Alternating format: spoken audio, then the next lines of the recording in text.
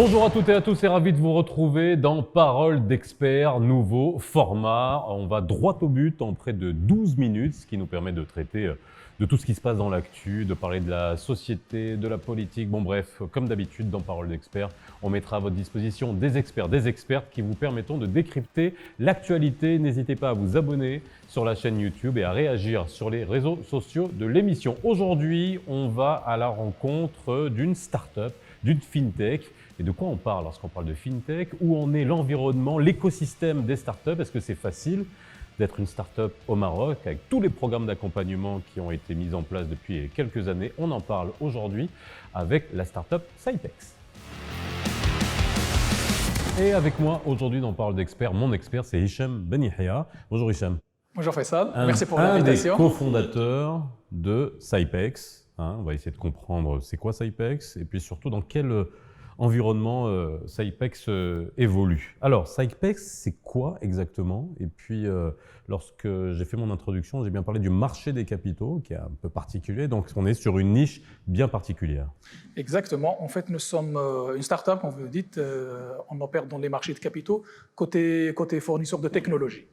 En fait, Cypex, c'est autour d'une plateforme logicielle, un gros logiciel, front, middle, back, toutes les fonctionnalités jusqu'à la partie comptabilité, en fait. Voilà, qu'est-ce qu'on fait exactement? On équipe toute l'industrie. Je m'explique, l'industrie marché de capitaux, c'est-à-dire les salles des marchés, concrètement. C'est là où on achète et on vend des devises. Exactement. C'est multi-instruments. Il y a la partie devises, la partie actions, la partie obligations et d'autres instruments sophistiqués comme les dérivés, les options, les repos, les prêts-emprunts de titres. On adresse en fait les marchés de capitaux, l'asset management, la gestion d'OPCVM, les OPCI récemment, c'est une nouvelle industrie, mais nous avons une offre adaptée en fait aux OPCI, les sociétés de bourse, les dépositaires, les assurances, les unités de compte, là où il y a en fait les valeurs mobilières. Donc on gère toute la chaîne. Tous les intermédiaires qu'il peut y avoir, il y a les sociétés de bourse, il y a tous ceux qui vont acheter pour les épargnants, gros, institutionnels ou petits, des paniers d'OPCVM, les OPCI, etc. Ces gens-là, ces sociétés-là, elles ont besoin d'être équipées en technologie, comme n'importe quelle entreprise, c'est tout, comme n'importe quelle autre entreprise, sauf qu'il y a une particularité financière. Financière, exactement. La particularité, c'est notamment la spécificité du marché de capitaux. Le marché de capitaux, c'est-à-dire c'est des logiciels, certes, comme la gestion quand on parle comptabilité, c'est des choses, pour ne pas dire assez simples, mais les marchés de capitaux sont un peu plus sophistiqués en termes d'instruments, en termes de méthodes, de calcul, c'est-à-dire c'est plutôt ça. Pour automatiser toute la chaîne, c'est là où il y a la difficulté en fait.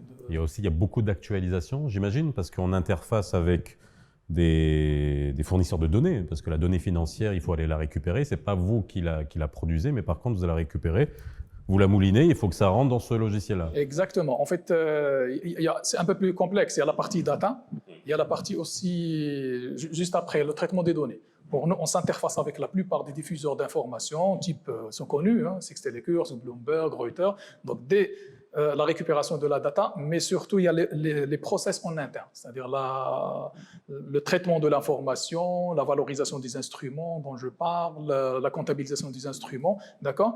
Et après, il y a un certain nombre d'interfaçages avec tout l'écosystème. Quand je parle d'écosystème, c'est la bourse de Casablanca, c'est les bourses en général. Oui. En général, parce que ce n'est pas que la bourse de Casa. Il n'y a pas que la bourse de Casa, exactement. C'est les bourses en général, c'est les dépositaires, c'est le dépositaire central, comme Maroclé au Maroc.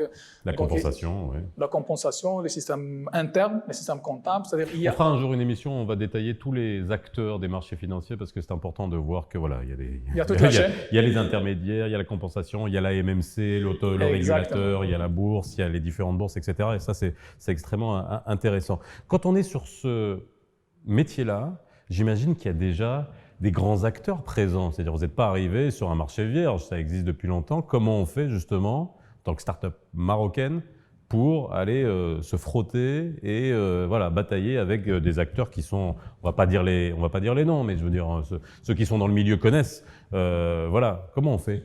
Exactement. En fait, c'est rien, pour ne pas dire les noms, mais ça existe depuis 30 ans au Maroc.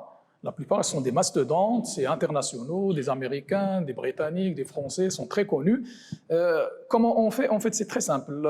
Aujourd'hui, nous avons notamment, parce que moi-même et mes associés, parce qu'on est quand même 5 associés, nous avons plus de 15 ans d'expérience sur les marchés de capitaux et spécifiquement sur des logiciels pour marchés de capitaux, notamment ces produits internationaux. Il y avait un seul constat qui est intéressant, En général, on trouve un éditeur et l'équipe une seule industrie. On trouve de gros systèmes pour les salles des marchés, de gros systèmes pour le dépositaire. Elle se spécialise. Voilà. Pourquoi? Parce que le marché européen, britannique, le permet. Et le permet. Ouais. La particularité pour le marché entre guillemets africain et même marocain, c'est-à-dire on trouve parfois des petites banques d'affaires sur la zone UEMOA, CEMAC, plusieurs pays. Il fait un peu de tout. Il fait un peu de la devise, il fait un peu d'OPCVM, société de bourse. Il ne peut pas se permettre d'avoir 3-4 systèmes. C'est coûteux. Donc, d'où vient l'idée de proposer un logiciel? C'est complexe d'adresser et de proposer plusieurs solutions en parallèle, parce qu'il faut pas s'éparpiller. On reste dans les marchés de capitaux, mais surtout équiper une banque d'affaires avec plusieurs systèmes dans le même système. C'est pour ça qu'on a proposé la suite SciPEX d'ailleurs, elle s'appelle SciPEX. C'est le même logiciel pour plusieurs activités dans une logique de multi-entité, multi-pays, multi-métiers, la polyvalence qui permet de s'adapter au marché marocain qui est très petit, si on compare, et africain qui est aussi très petit, même si la place financière de Casa par rapport à l'Afrique, si on enlève l'Afrique du Sud, évidemment, eh ben on est quand même une des plus grosses et qui ambitionne de devenir le hub vers l'Afrique. J'aimerais juste finir, aujourd'hui on parle du marché africain, ça aussi c'est une vraie ouverture pour vous, pour demain? On fait sur la région toujours, UEMOA et CEMAC, c'est-à-dire les pays Côte d'Ivoire, Cameroun, tout ça. Afrique francophone.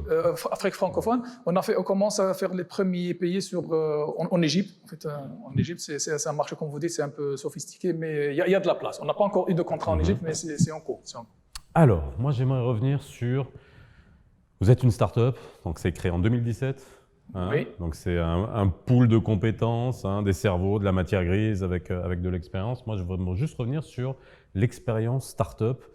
La start-up, on a commencé à en parler au Maroc il y a, je vais être gentil, il y a 10 ans. On a commencé à faire quelque chose pour la start-up il y a 6-5 ans. Là, maintenant, on a commencé à vraiment mettre en place, il y a des fonds, il y a l'apparition de fonds, de systèmes de soutien, d'encouragement. Est-ce que tout cela suffit? Est-ce que ça, ce sont des choses qui vous ont permis, notamment à vous, de créer, ou alors vous avez créé votre start-up comme n'importe quelle entreprise?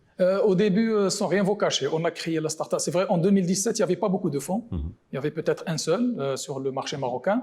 Et encore, c'était un peu difficile de lever des fonds. C'est un peu difficile. Mais juste après 2 années, sachant que pour nous, on a été accompagné par le réseau Entreprendre, donc le cadre de Temwilkoum, la CCG, ex-CCG. Ancien CCG, voilà. Donc en fait, on a bénéficié d'un prêt d'honneur pour le démarrage. C'était intéressant. Et depuis, en fait, on a fait beaucoup de tentatives pour lever des fonds, mais grosso modo, ça reste aussi un métier assez à l'état embryonnaire. Mais une start-up pour qu'il lève des fonds, c'est trop risqué. C'est le principe même du capital risque. Quand on va lever des fonds, c'est justement pour... Mais c'est difficile de trouver un fonds qui va vous accompagner, ça c'est certain. C'est incroyable que vous opériez dans le domaine des capitaux, où il y a justement de l'investissement dans des valeurs et notamment du risque, du capital risque, et que... C'est très difficile. C'est dingue. Parce qu'on a fait 2-3 tentatives, c'était très difficile, on n'arrive pas, en fait, je le dis ouvertement, on n'a pas été retenu tout simplement. C'est-à-dire, c'est vrai, c'est pas une levée simple. Parfois, on participe à des programmes avec 6 mois, voire 8 mois d'accompagnement. C'est-à-dire beaucoup d'énergie, beaucoup de reporting, beaucoup de choses. Et après, on peut vous dire, on ne peut pas vous financer, tout simplement. Moi, je peux comprendre, ça reste trop risqué au Maroc. Une start-up, c'est trop risqué parce que c'est un fait. Pratiquement 90 startups déposent le bilan après 2-3 années d'activité. C'est réel. Mais le capital risque. Il faut prendre vraiment un risque. Oui, c'est ça. C'est assumer le risque. Alors, bon, en parlant de risque, vous avez créé votre startup en 2017, on est en 2022. Résultat, aujourd'hui, vous êtes combien et de quelle manière est-ce que vous avez grandi et les perspectives de développement? En termes de développement et de croissance, ça se passe plutôt bien. En termes de référence, la première référence est difficile à avoir. Pratiquement, il faut la donner avec un prix ou bien même gratuitement. Ça, c'est normal. Mais juste après 2, 3, 5, on est aujourd'hui à 12, 13 références, on est une quinzaine de personnes. Donc, ça se passe plutôt bien. On arrive à livrer, on arrive à avoir un certain équilibre financier, on n'a pas de dette. Je pense, aujourd'hui, on est dans une logique de développement vers l'international. Vous êtes combien? Aujourd'hui, on est 12 personnes. 12. On passe à 15 rapidement. Donc, ça se passe plutôt bien parce qu'à 5 ans d'activité, aujourd'hui, on est dans un équilibre et on prépare le développement, notamment international. OK. Alors, dernière question, c'est la question qu'on se pose toujours lorsqu'on parle de start-up.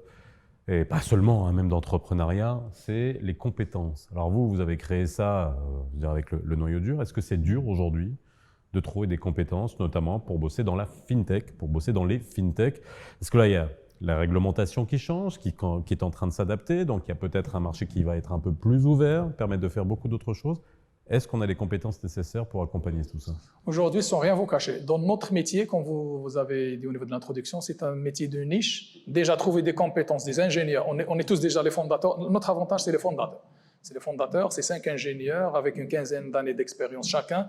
Donc, nous avons... J'ose même pas imaginer les soirées, 5 ingénieurs avec les blagues d'ingénieurs, je sais pas. Ce que je veux dire, c'est-à-dire le noyau dur, comme vous dites, c'est ça le cœur de la start-up. Après, même les autres, il y a une certaine volatilité. C'est-à-dire le temps de le recruter, le former, il peut partir.